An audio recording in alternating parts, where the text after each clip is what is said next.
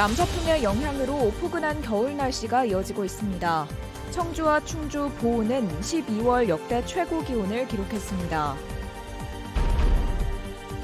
중부내륙특별법이 극적으로 국회를 통과했습니다. 각종 규제로 소외됐던 중부내륙 지역을 지원할 수 있는 근거가 마련됐다는 평가입니다. 인기 유튜버가 다니고 있는 청주의 한 대학교 수시 경쟁률이 최근 몇 년 새 많이 높아졌습니다.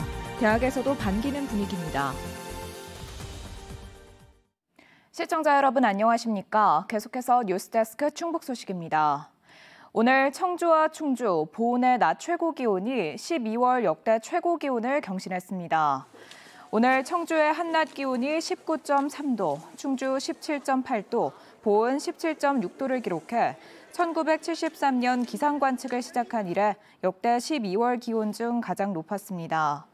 청주 기상지청은 주말인 내일도 오늘처럼 포근한 날씨가 이어지겠지만 고농도의 미세먼지가 예상된다며 주의를 당부했습니다.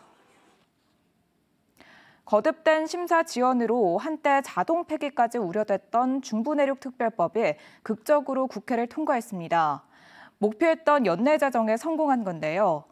각종 규제에 묶여 소외됐던 중부내륙 지역에 대한 지원 근거를 담을 그릇이 마련됐습니다. 정재영 기자입니다. 특별법은 수자원과 산림보호 등을 위해 각종 규제를 버텨온 중부 내륙에 대한 정당한 보상을 목적으로 출발했습니다. 환경을 훼손하지 않는 선에서 풀 건 풀자며 중부 내륙 8개 시도, 그중에서도 28개 시군구에 대한 개발과 보전을 국가가 책임지도록 했는데 첫 단계부터 순탄치 않았습니다. 예타 면제와 도로 철도 조성비 전액 국가 부담 등 핵심 특례마다 정부 부처 반대에 부딪혔고 민감한 특례들을 빼고 수정안을 만든 뒤에는 국회 정쟁이 발목을 잡았습니다. 각종 또 현안과 관련돼서 정쟁의 그 대상으로 삼고 있는 이런 상황에서 정족수 미달로 법안 심사가 보류됐다. 상당히 저희들이 볼 때는 정치권이 지금 제 역할을 못하고 있는 것이다. 자동 폐기 우려까지 나왔는데 법안 발의 11개월 만인 지난달 말 반전이 시작됐습니다. 이틀 만에 소관 상임위를 잇따라 통과하더니 사실상 마지막 관문이었던 법사위 문턱도 한 번에 넘었습니다. 그리고 올해 정기국회 마지막 날 본회의까지 통과하면서 목표였던 연내 제정에 성공했습니다. 이번에 중부내륙 연계발전지역이 법안이 새로 제정되는 만큼 중부내륙 연계지역이 잘 발전되는 계기가 되기를 충심으로 기원합니다. 특별법 통과에 따라 정부는 중부내륙을 균형발전 거점 지역으로 육성하기 위해 발전 종합계획을 수립하고 지속가능한 자연환경 이용 계획도 수립, 시행해야 합니다. 소속 시도와 상관없이 인접 시군구끼리 발전지구로 뭉쳐 개발 사업을 함께 할 수 있게 됐고 빠른 사업 추진을 위해 사업 시행계획 승인권자에게 일부 인허가를 의제하는 것도 가능해졌습니다. 특별법은 시행령 마련 등을 위해 유예기간을 거쳐 내년 하반기쯤 시행될 예정입니다. 이 일을 계기로 해서 더 분발하고 단결해서 충청북도를 대한민국의 중심으로 세우는 일에 조금 더 차질이 없도록 노력해야 되겠습니다. 다만 예타 면제와 개발 제한구역 금지 행위에 대한 예외 인정 조항 등 빠진 특례들은 앞으로 개정을 통해 채워 넣어야 합니다. 김영환 지사는 다음 주 추가할 특례와 방법 등 향후 개정 계획을 설명할 예정입니다. 한편 국회가 내년도 정부 예산안 처리를 오는 20일로 미루면서 충북의 국비 증액 규모도 그날 확정될 전망입니다. MBC 뉴스 정재영입니다. 예결위원장을 둘러싼 청주시의회 여야 갈등으로 내년도 청주시 예산안 심사 차질이 불가피해졌습니다. 청주시의회는 오늘 본회의에서 더불어민주당 묵의 예결위원 6명의 보임을 추진했지만 민주당의 거부로 무산됐습니다. 이에 따라 오는 18일 예정된 내년도 청주시 예산안 예결위 심사는 국민의힘 단독으로 진행될 가능성이 높아졌습니다. 앞서 민주당은 국민의힘이 옛 청원군 출신 의원을 예결위원장으로 선임해야 한다는 청주청원 상생발전 합의안을 깼다면서 예결위원직을 전원 사퇴했습니다. 청주의 한 대학교 수시 경쟁률이 갑자기 60% 가까이 높아졌습니다. 그 이유를 알고 봤더니 일상을 보여주는 브이로그로 인기 있는 유튜버가 있었는데요. 정말일까 싶지만 대학도 인정하는 분위기입니다. 이지연 기자가 취재했습니다. 한 대학 패션 의류학과 실습실. 재킷을 만드는 손길이 분주합니다. 과제에 여념 없는, 특별할 것 없는 여느 대학생의 모습입니다. 하지만 이 친구 구독자 40만 명이 넘는 크리에이터입니다. 아싸 브이로그. 3학년쯤 되면 이렇게 된다.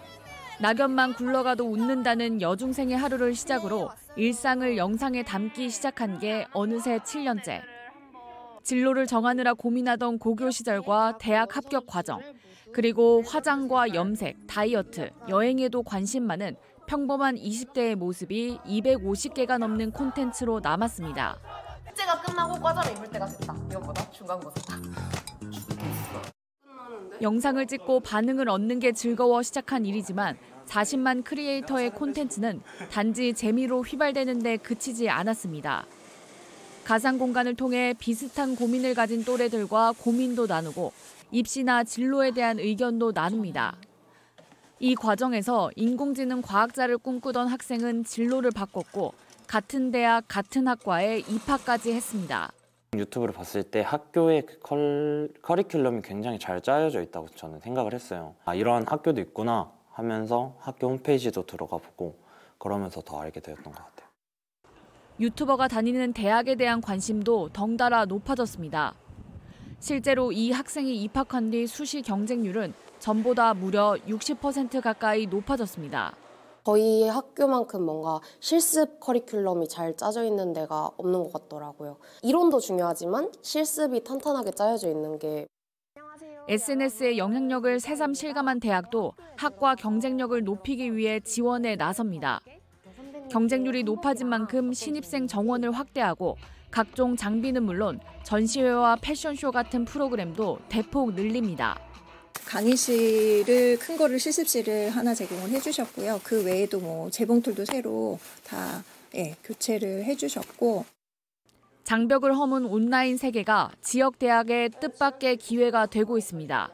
MBC 뉴스 이지연입니다.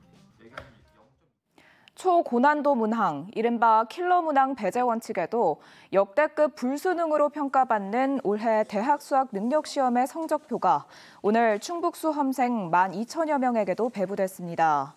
수험생들은 소속 학교나 교육지원청에서 성적표를 받았고 성적 통지표에는 영역별 표준 점수와 백분위, 등급 등이 표기돼 있습니다.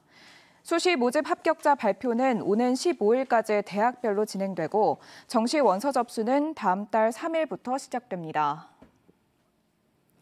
AI를 기반으로 충북도 교육청이 자체 개발한 교육 플랫폼 다채움에 대한 현장 점검이 이루어졌습니다.